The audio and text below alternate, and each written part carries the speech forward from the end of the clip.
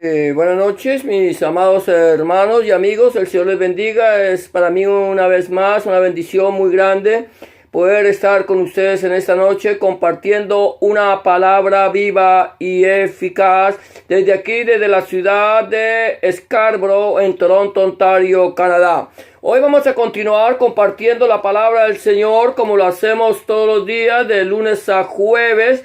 Meditando en el mensaje de la palabra de Dios, como dice la palabra del Señor allí en el libro de Josué, capítulo 1, versículo 8, cuando dice: nunca se apartará de tu boca este libro de la Torá, sino que de día y de noche meditarás en él, para que hagas y guardes conforme a todo lo que en él está escrito, y entonces harás prosperar tu camino y todo te saldrá bien. En esta noche vamos a seguir meditando entonces en la carta del apóstol Pablo a los Corintios. Esta carta que Pablo ha venido escribiéndole a los Corintios. Recuerda que la iglesia de Corinto fue una iglesia que fue fundada por Pablo allí, en donde estuvo predicando durante año y medio y enseñándoles el mensaje de la palabra de Dios a toda la iglesia de Corinto. Y luego él es informado por los de Chloe acerca de ciertas anomalías que estaban sucediendo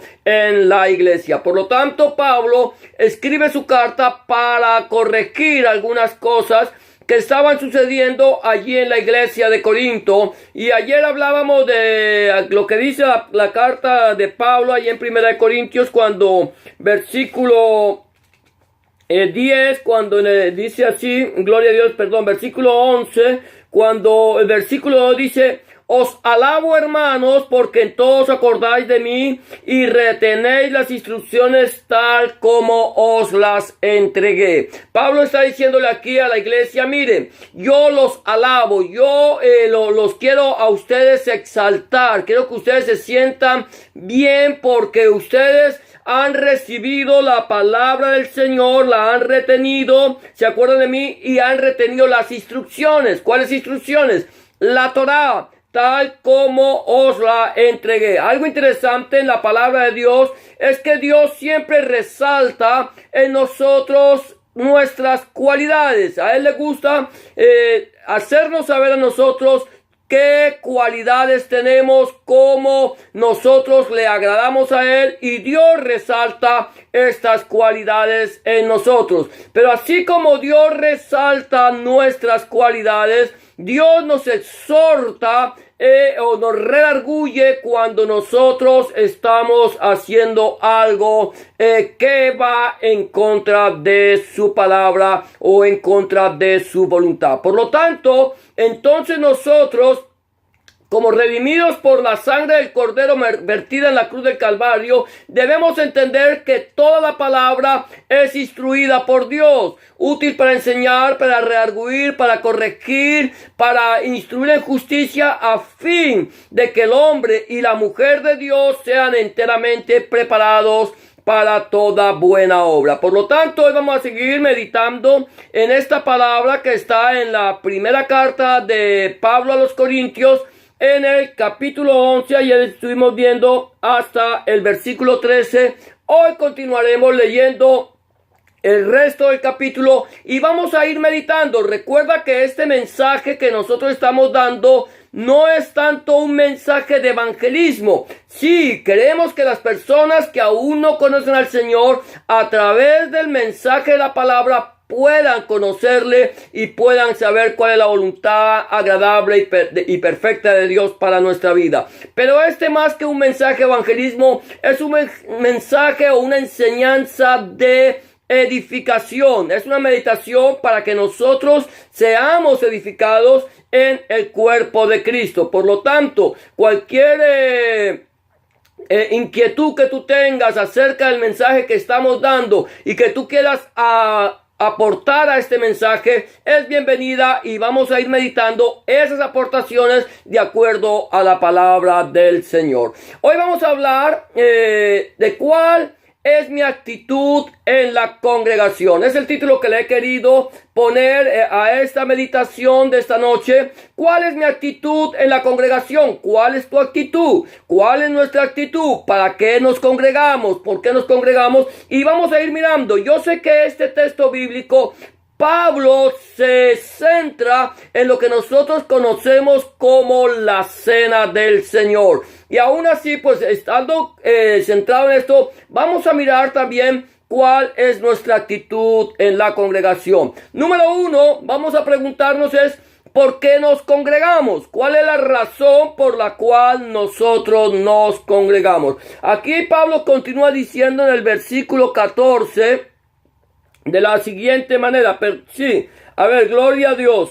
Versículo 17 dice, pero al anunciaros esto que sigue, no os alabo, porque no os congregáis para lo mejor, sino para lo peor. Escucha esto. Pero al anunciaros esto que sigue, si te das cuenta, Pablo primero alaba a los corintios. ¿Por qué? Porque ellos habían recibido la palabra, habían recibido la Torá, habían recibido las instrucciones, las estaban guardando, estaban tal como las entregué, las retenían. Pero Pablo les alaba por eso. Pero ahora dice, mire, pero lo que les voy a anunciar ahora es, dice, lo que sigue, no os alabo, no los voy a alabar, no les digo que esto me agrada ni le agrada a Dios. ¿Por qué? Porque ustedes no se congregan para lo mejor, sino para lo peor. ¿Para qué nos congregamos nosotros? ¿Cuál es la razón por la cual nosotros vamos a la iglesia, a la Keila? ¿A qué vamos a la congregación? ¿Cuál es nuestro propósito cuando nosotros vamos a la congregación? Hay lugares donde el propósito para ir a la congregación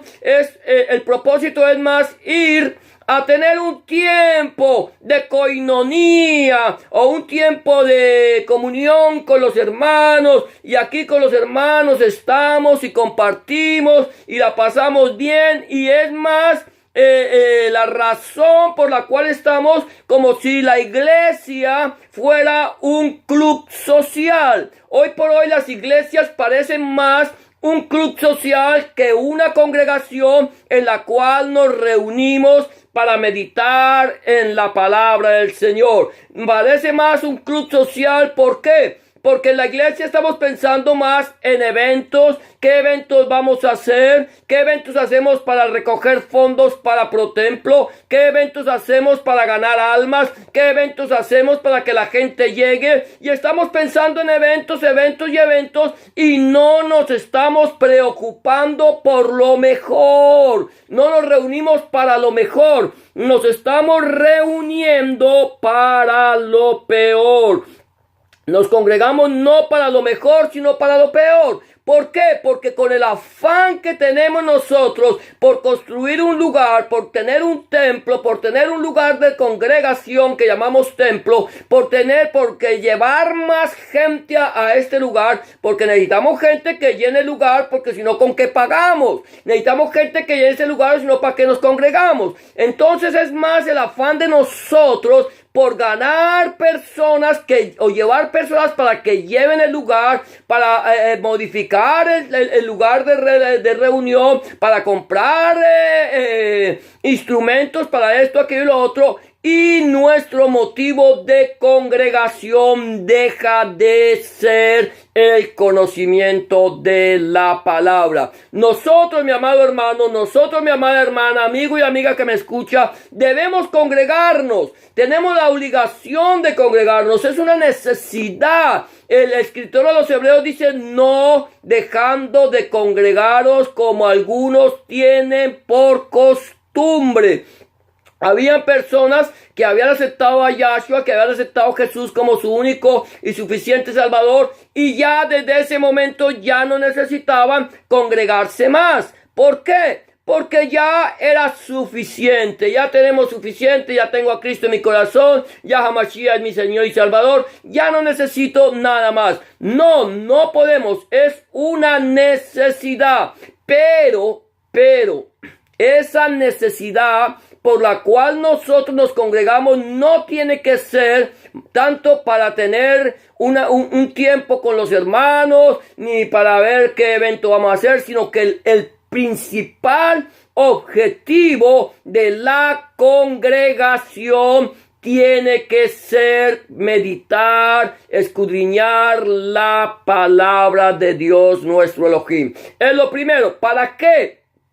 El Pablo está diciendo, mire, lo que les voy a anunciar ahora no os alabo por eso, porque ustedes se están congregando para lo peor y no para lo mejor. ¿Para qué nos congregamos nosotros?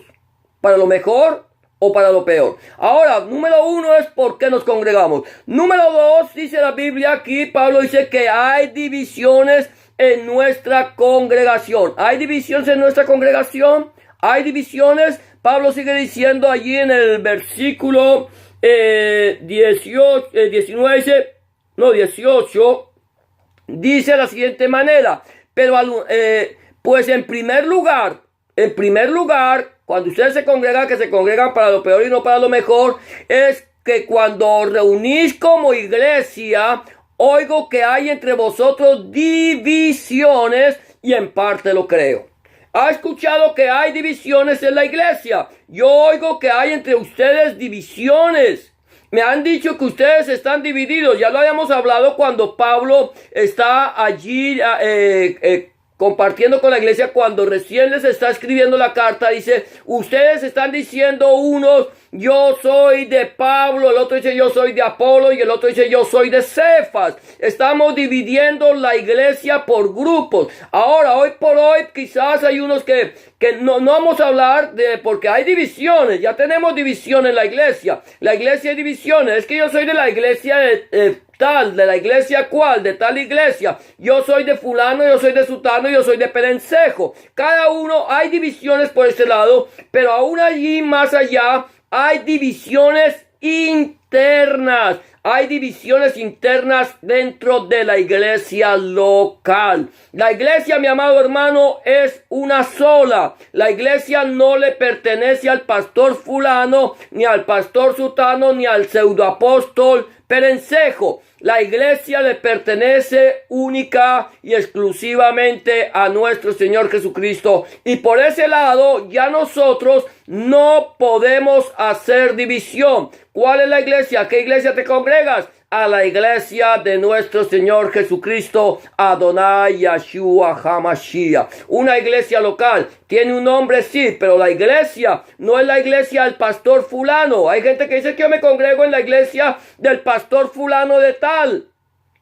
No, la iglesia no es del pastor fulano de tal. La iglesia la pastorea el pastor fulano de tal, pero la iglesia es de Cristo. Por lo tanto, la iglesia es una sola. No puede haber divisiones, pero tampoco pueden haber divisiones internas. ¿Qué sucede en las iglesias? ¿Qué pasa cuando la iglesia se congrega? Algunas veces llegan, reciben el mensaje de la palabra y cuando la iglesia, cuando se termina la administración, cuando se termina la meditación, entonces empezamos a formar grupos y de acuerdo a nuestra posición social, a veces se forman grupos de más alta élite y grupos que son de una élite inferior. De tal manera que hacemos separación entre el hermano rico y el hermano pobre. El hermano rico está en este lado y el hermano pobre en el otro lado. De tal manera que estamos haciendo división, y al haber división en la iglesia estamos haciendo acepción de personas.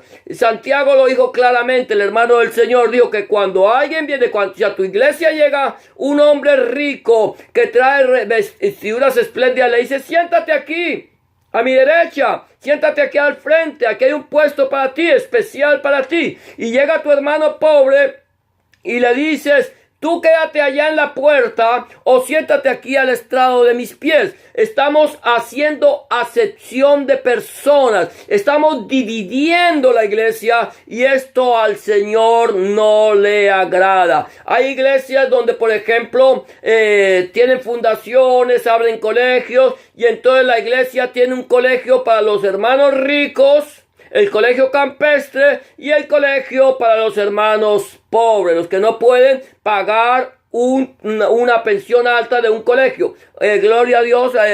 Entonces esto tenemos que entender que ahí está habiendo divisiones en la iglesia. Esto no sucedió solamente en la iglesia de Corinto, no sucedió solamente en la iglesia del primer siglo, sino que está sucediendo en la iglesia del siglo XXI. Estamos viendo divisiones en la iglesia, estamos viendo que hay grupos de acuerdo a la capacidad económica, y es más, hay iglesias que a veces se hacen solamente para gente de mucho dinero y hay iglesias que es solamente para gente pobre. Nosotros no podemos dividir la iglesia. La iglesia delante del Señor es una sola y todos estamos medidos bajo la misma medida, de tal manera que ni uno es más grande ni otro es más pequeño. Ante los ojos del Señor todos somos iguales. Entonces dice Pablo que nos reunimos para que nos congregamos. Hay divisiones en nuestra congregación, eso es algo que nos tenemos que preguntar. Y número 3, somos nosotros obreros aprobados. Acuérdate que Pablo dice, pues en primer lugar, cuando reunís como iglesia, oigo que hay entre vosotros división y en parte lo creo. Luego sigue diciendo, allí más adelante dice, porque es preciso que entre vosotros haya disensiones, para que se haga manifiesto entre vosotros los que son aprobados. Que haya disensiones para que se manifieste, para que se haga manifiestos entre nosotros que son aprobados. Somos nosotros obreros aprobados. Aquí estamos hablando de obreros. Estamos trabajando para la obra del Señor. Somos personas que somos idóneas, que somos ecuánimes, que estamos mirando a los hermanos, a los creyentes como a iguales, nos estamos acercando a ellos como a iguales, estamos procurando el bienestar de la iglesia, tanto del que está bien como del que está en necesidad. Estamos poniéndolos en la balanza y dando para que todos demos el justo peso, que seamos fieles. Aquí hay algo interesante. Pablo dice, mire, es necesario que hayan esas disensiones, que se vean cuáles son las personas, porque cuando hay división en la iglesia, se puede conocer cuáles son los obreros aprobados, cuáles son los obreros que están buscando la unidad del cuerpo de Cristo, cuáles son los hermanos que están preocupados por la iglesia. Entonces nosotros tenemos que preguntarnos si nosotros somos obreros aprobados en la obra del Señor. El apóstol Pablo le dice claramente a Timoteo, dice, procura presentarte como obrero aprobado. Nosotros tenemos que procurar presentarnos como obreros aprobados. Dice, porque es preciso que entre vosotros haya disensiones, para que se hagan manifiestos entre vosotros los que son aprobados. No todos son aprobados. Por eso nosotros debemos procurar que haya unidad en la iglesia, para que toda la iglesia sean obreros aprobados. Eso es lo que Pablo nos está mostrando aquí. ¿Somos nosotros obreros aprobados? Número 4, encontramos esto. Ya Pablo empieza a introducirse en cuanto a la cena del Señor. ¿Qué nos motiva a participar de la cena del Señor? ¿Qué nos motiva a participar de la cena del Señor? Dice Pablo, sigue diciendo, cuando pues os reunís, vosotros, esto es comer la cena del Señor, porque al comer cada uno se adelanta a tomar su propia cena, y uno tiene hambre y otro se embriaga. Pues ¿qué? ¿No tenéis casas en que comáis y bebáis? ¿O menospreciáis la iglesia de Dios y avergonzáis a los que no tienen nada? ¿Qué os diré? ¿Os alabaré? En esto no os alabo. Mira lo que está diciendo Pablo. ¿Qué pues? ¿Os reunís vosotros? Esto no es comer. Cuando pues os reunimos nosotros, esto no es comer la cena del Señor. Se reunían. La iglesia tenía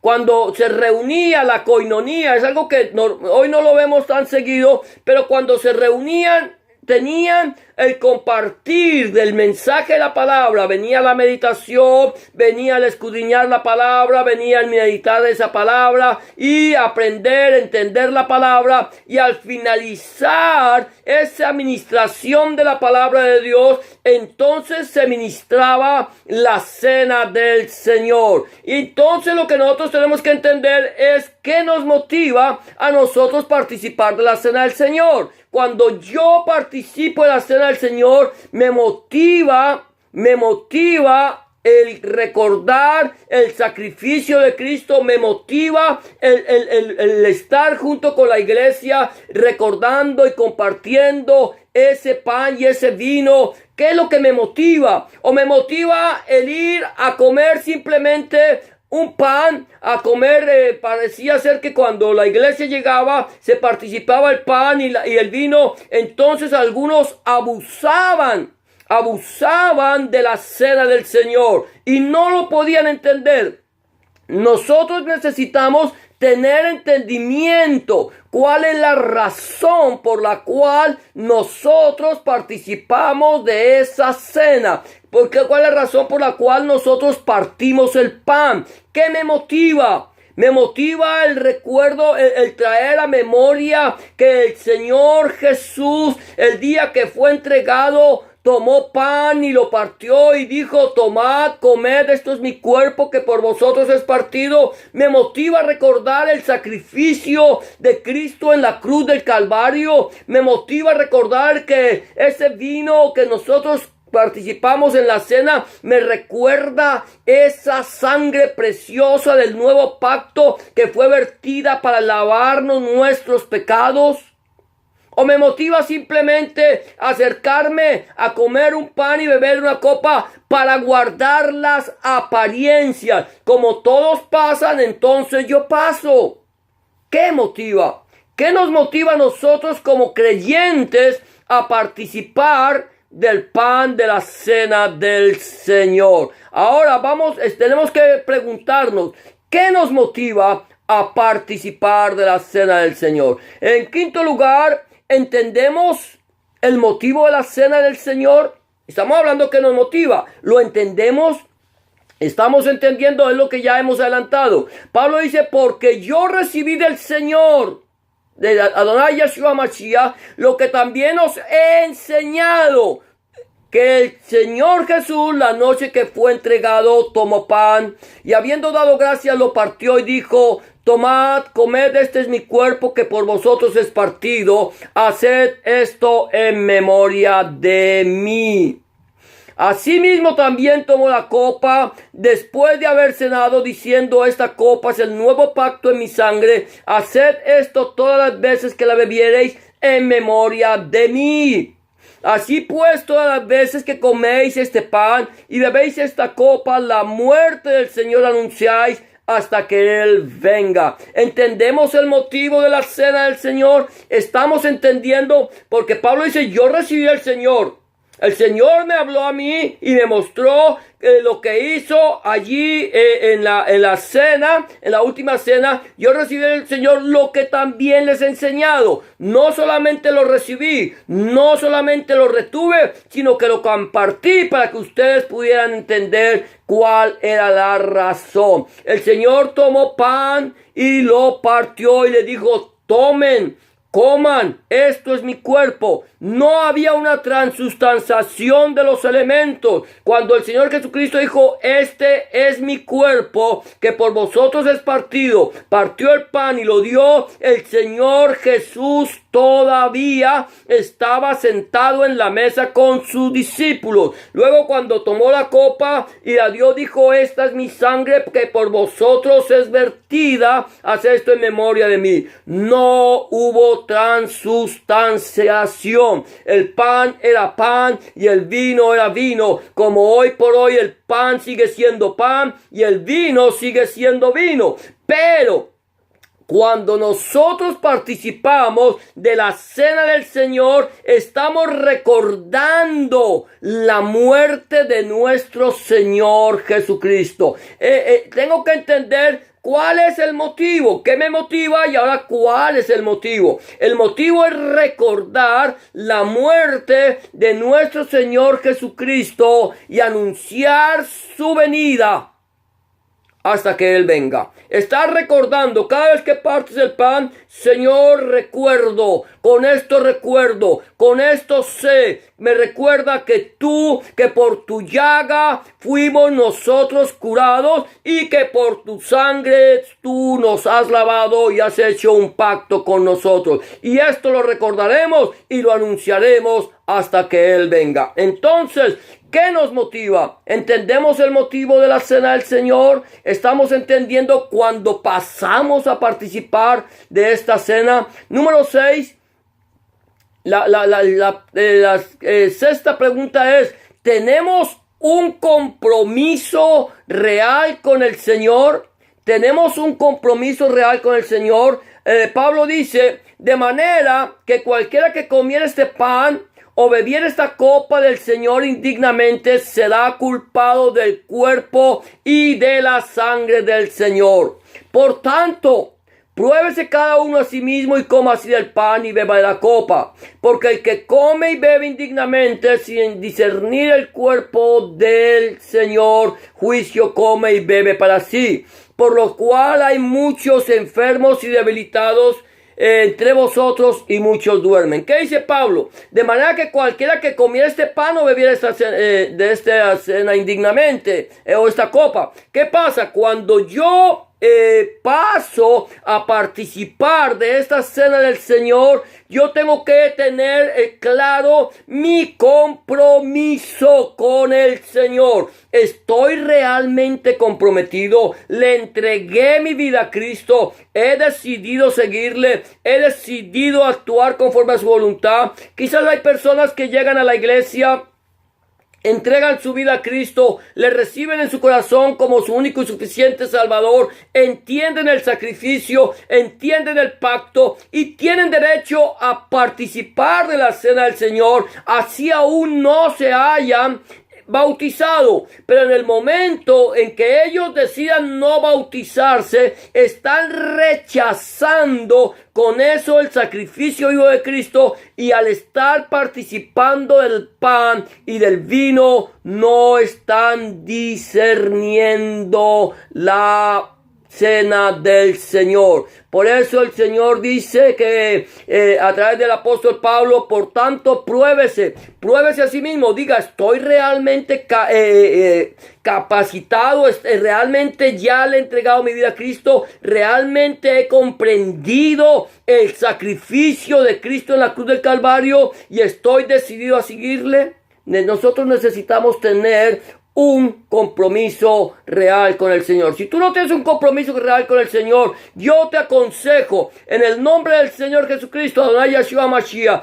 cuando la iglesia se reúna para partir el pan, no participes, porque al no discernir el cuerpo de Cristo, al no discernir el sacrificio de Cristo, estás comiendo y bebiendo juicio para ti. Estás trayendo juicio sobre tu vida. Por lo tanto, tengamos cuidado en este aspecto acerca de la cena del Señor. Y por último, el séptimo punto que quiero tocar es: no traigamos el juicio de Dios a nuestras vidas, no a la congregación, a nuestras vidas. Dice el apóstol Pablo, sigue diciendo: si pues nos examinamos a nosotros mismos, no seríamos juzgados, mas siendo juzgados somos castigados por el Señor para que no seamos condenados con el mundo. Así que, hermanos míos, cuando os reunís a comer, esperaos unos a otros. Si alguno tuviere hambre, coma en su casa, para que no reunáis para juicio. Las demás cosas las pondré en orden cuando yo fuere. Por eso Pablo aquí está diciendo: si Si pues nos examinásemos, si pues miramos hacia nuestro interior, ¿cómo está mi vida? ¿Realmente mi vida está en santidad? He perdonado, he sido perdonado, Dios me ha alabado, estoy haciendo las cosas conforme a la palabra del Señor. Entonces, si me examino y veo que estoy bien, no voy a ser juzgado. Mas siendo juzgado, escucha esto, al examinarme yo me juzgo, somos castigados por el Señor. El Señor nos está reprendiendo, te está diciendo, detente, no participes. Cuando hay en mi corazón algo que me está diciendo que no lo haga, no lo hagas. No importa que la iglesia te esté mirando y al ver que tú no participas está diciendo este hermano o esta hermana está en pecado, no lo haga. Ahora, reconcíliate con el Señor, pídele perdón al Señor, confiesa tu pecado y apártate para que alcances misericordia y puedas participar así de la cena del Señor. Pero si tú no te has reconciliado con Cristo, no le has pedido perdón al Señor, estás en enemistad con tu hermano, con tu vecino, con tu amigo, estás haciendo algo que es incorrecto, no participes hasta el momento en que tú te hayas reconciliado con el Señor y reconciliado con tu hermano. Entonces, mi amado hermano, nosotros tenemos que entender y tener claro para qué nos congregamos, cuál es el motivo de nuestra congregación, cuál es mi actitud en la congregación, por qué nos congregamos. Hay división en nuestra congregación, somos nosotros parte de esa división, eres tú parte de la división. Somos nosotros obreros aprobados, eres un obrero aprobado, eres una persona que estás trabajando por la unidad de la iglesia, estás trabajando por el mensaje del evangelio, estás viviendo conforme a la palabra de Dios. ¿Qué nos motiva a participar de la cena del Señor? ¿Entendemos el motivo de la cena del Señor? ¿Tenemos un compromiso real con el Señor? ¿Lo tienes? No, si no lo tienes, no traigas juicio a tu vida y busca primeramente el reino de Dios y su justicia y todas las cosas te serán añadidas. Nosotros tenemos que estar meditando, meditemos en nuestra vida, meditemos cómo está mi vida delante de la presencia del Señor. Medita cómo está tu vida, cómo está tu corazón delante de la presencia del Señor. El apóstol Juan dice, si con nuestro corazón no nos acusa, paz tenemos para con Dios, porque mayor que nuestro corazón es Dios. Pero si nuestro corazón nos acusa, mayor, dice Juan, que nuestro corazón es Dios. Tenemos que examinarnos a nosotros mismos, mirar si estamos andando correctamente. Pablo alabó a la iglesia de Corinto porque recibieron las instrucciones, recibieron la Torá, recibieron la palabra, la guardaron y estaban predicándola, pero también Pablo llama la atención porque la iglesia está andando de una manera no conforme a la palabra de Dios. ¿Cómo estamos andando? ¿Cómo estás tú andando? ¿Estamos viviendo conforme a la voluntad de Dios?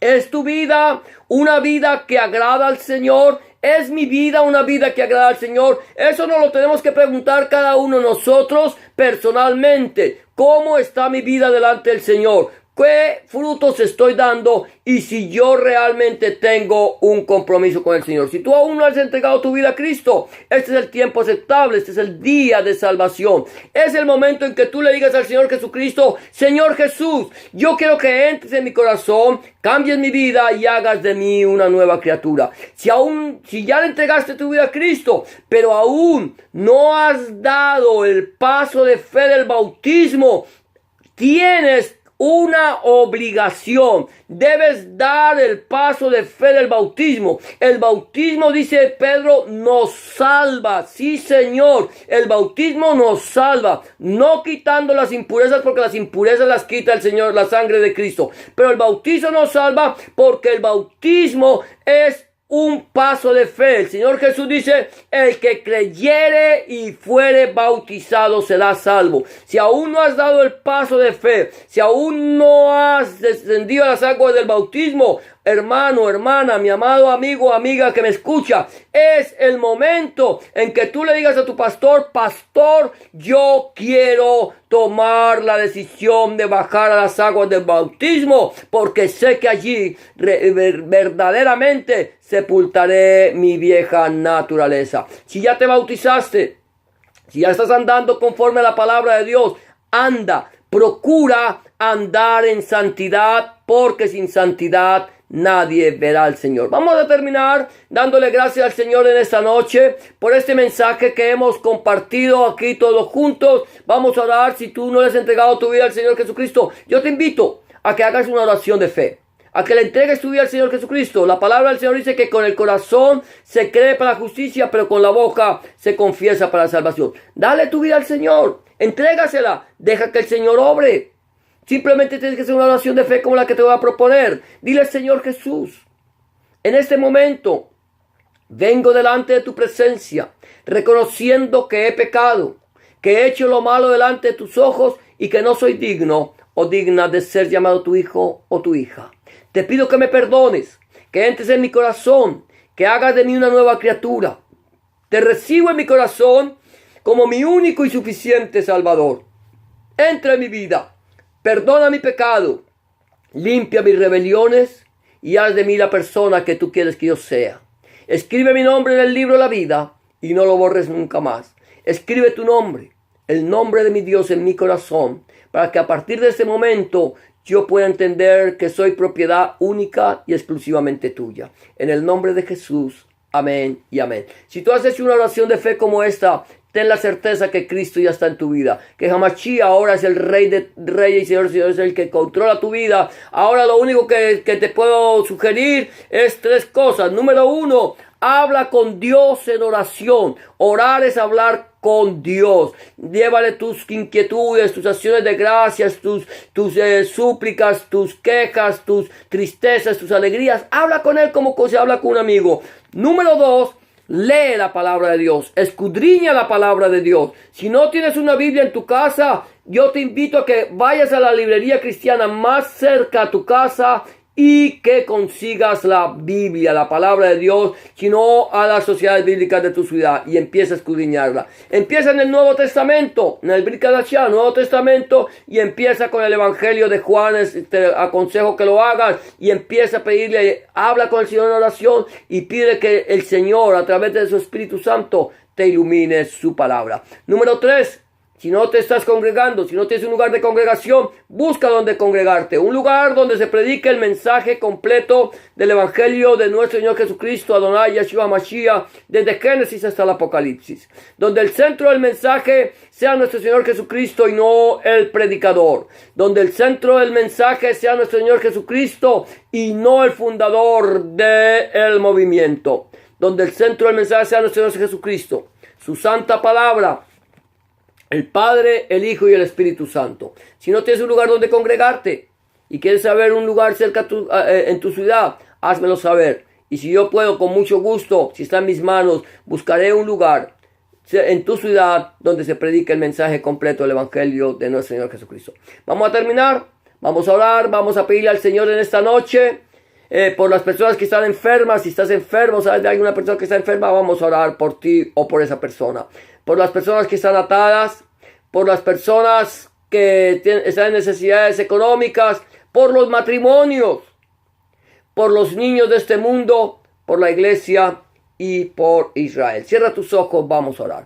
Bendito Padre y Dios nuestro, una vez más delante de tu presencia, para darte gracias, para bendecirte, glorificarte y exaltar tu nombre. Oh Rey de Reyes y Señor de Señores, en esta noche, Señor, presentamos delante de tu presencia esta congregación, Señor, que nos está siguiendo a través del internet, Padre. Señor, para pedirte, Señor, por aquellas personas que están enfermas, Señor. Oh Padre Santo, que tienen una enfermedad, Señor, cerebral, una enfermedad, Señor, del corazón, enfermedad en los riñones, riñones, pulmones, Señor, en el estómago, en el hígado, en el páncreas, en los intestinos, enfermedades en los huesos y en la piel, Señor, Dios mío, para pedirte, amado Dios, Señor, que seas tú creando órganos nuevos, tejidos nuevos, Padre Santo, en el nombre de Jesús de Nazaret, Señor y Salvador, Adonai Yeshua Mashiach, te lo suplicamos, Rey de Reyes y Señor de Señores, pon tu mano sanadora ahora mismo, Señor, te pedimos que lo hagas, Señor, te lo suplicamos, Señor, que en tu voluntad preciosa, Señor, seas tú sanando a estas personas, Padre. Oh soberano Dios, oh Cristo de la gloria, Señor, te suplicamos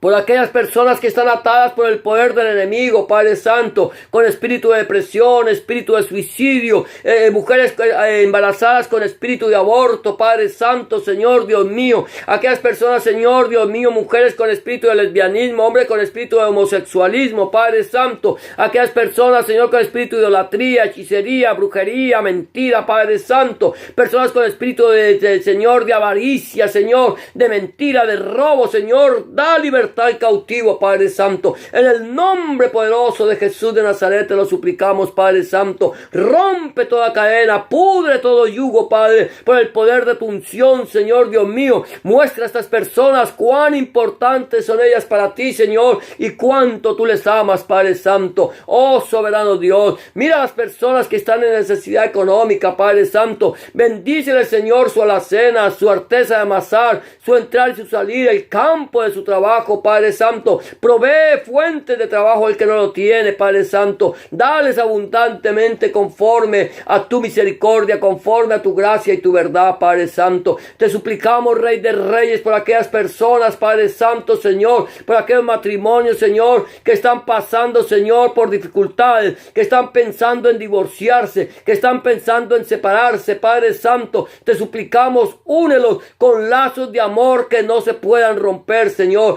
que puedan entender que lo que Dios unió, que no lo separe el hombre, Padre Santo. Mira a los niños, Señor, Dios mío, los niños maltratados, los niños abusados, los niños violados, aquellos niños, Señor, desamparados, huérfanos, abandonados, Padre Santo, los niños de la guerra, Padre Santo, sana heridas psicológicas, heridas morales, Señor, heridas en sus cuerpos, Padre Santo, ahora mismo te suplicamos, guarda a los niños, Señor, los niños de la iglesia, Padre, cúbrelos con tu Espíritu Santo, cúbrelos con el poder de tu Espíritu Santo, de tu gloria, Padre Santo. Oh soberano Dios, Dios mío, te pedimos por la iglesia en los países islámicos, por tu iglesia en los países comunistas, por tu iglesia alrededor del mundo, Padre Santo, cúbrela, guárdela, protégela en el nombre de Jesús y levanta, Señor Dios mío, hombres y mujeres temerosos tuyos que prediquen el mensaje de tu palabra, Padre Santo. Por Israel te pedimos, bendice a Israel, Señor, guarda a Israel, Padre Santo, que conozcan a Yahshua y lo reciban como el Mesías prometido, Señor, para que el velo caiga, Señor, y haya para ellos salvación. Mira Jerusalén, Señor, la eterna e indivisible capital de Israel, Señor. Bendice, Señor, Jerusalén,